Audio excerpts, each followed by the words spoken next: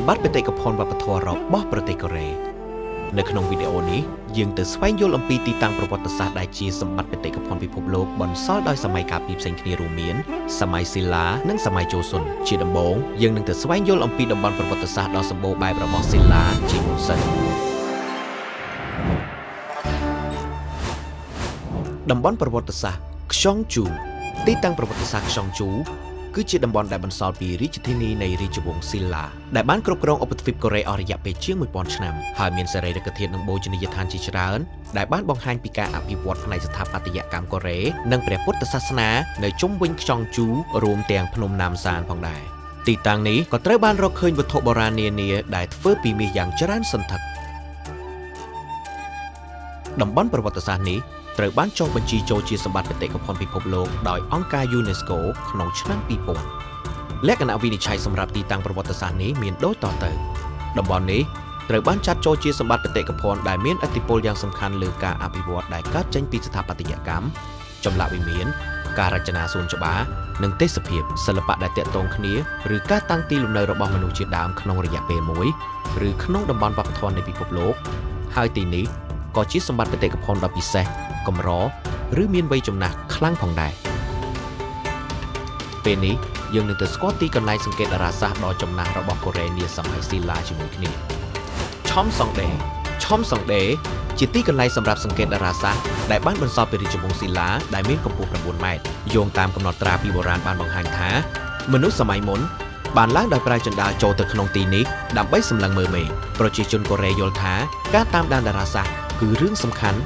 ព្រោះវាមានទំនាក់ទំនងយ៉ាងស៊ីជម្រៅជាមួយវិស័យកសិកម្មដោយវាអាចកំណត់ពេលវេលាធ្វើកសិកម្ម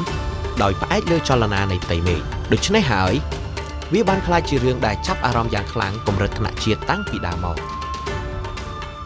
ឆំសង់ដេត្រូវបានសាងសង់ឡើងក្នុងរជ្ជកាលរបស់ម្ចាស់ក្សត្រី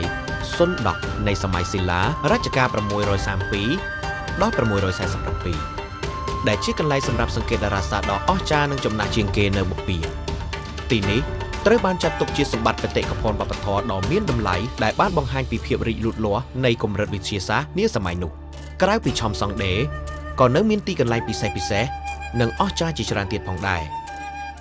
ជាបន្តទៅទៀតនេះយើងនឹងទៅស្វែងយល់អំពីព្រះបរមរាជវាំងឆាងដកកុងដែលជារាជវាំងបន្សល់ពីសម័យជូស៊ុនវិញម្ដងរាជវាំងឆាងដកកុងត្រូវបានសាងសង់ឡើងក្នុងឆ្នាំ 1405 ក្នុងរជ្ជកាលស្ដេចថេជុងនៃរាជវង្សជូស៊ុន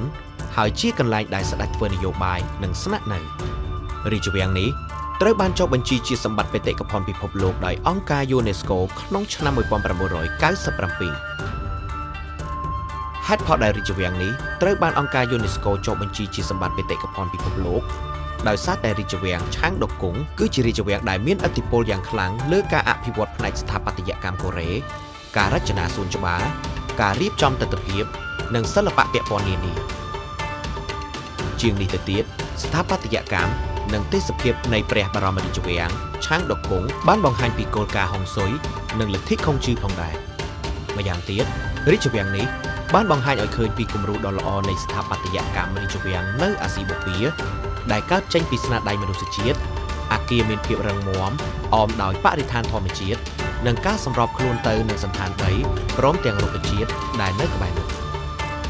នៅក្នុងព្រះបរមរាជវាំងមានដំណាក់និងទីកន្លែងសំខាន់ជាច្រើនផងដែរអ៊ីនជុងជុនគឺជាសាលធំនៃព្រះបរមរាជវាំងឆាងដកកុងហើយជាកន្លែងដែលប្រារព្ធព្រឹត្តិការណ៍ជាតិសំខាន់ដូចជាពិធីឡើងគ្រងរាជ្យរបស់ព្រះមហាក្សត្រ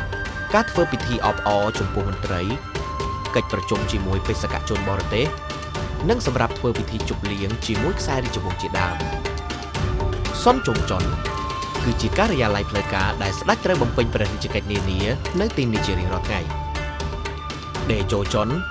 គឺជាដំណាក់ផ្លូវការរបស់ព្រះមហេសីស្ដេចសង់ជុំកាក់គឺជាមជ្ឈមណ្ឌលអប់រំរបស់រាជទាយាទខ្វាន់មូលហុនដែលមានទីតាំងនៅខាងក្រោយសង់ជុំកាក់គឺជាកន្លែងដែលស្ដេចតែងតែគង់នៅដើម្បីអានសៀវភៅផងដែរ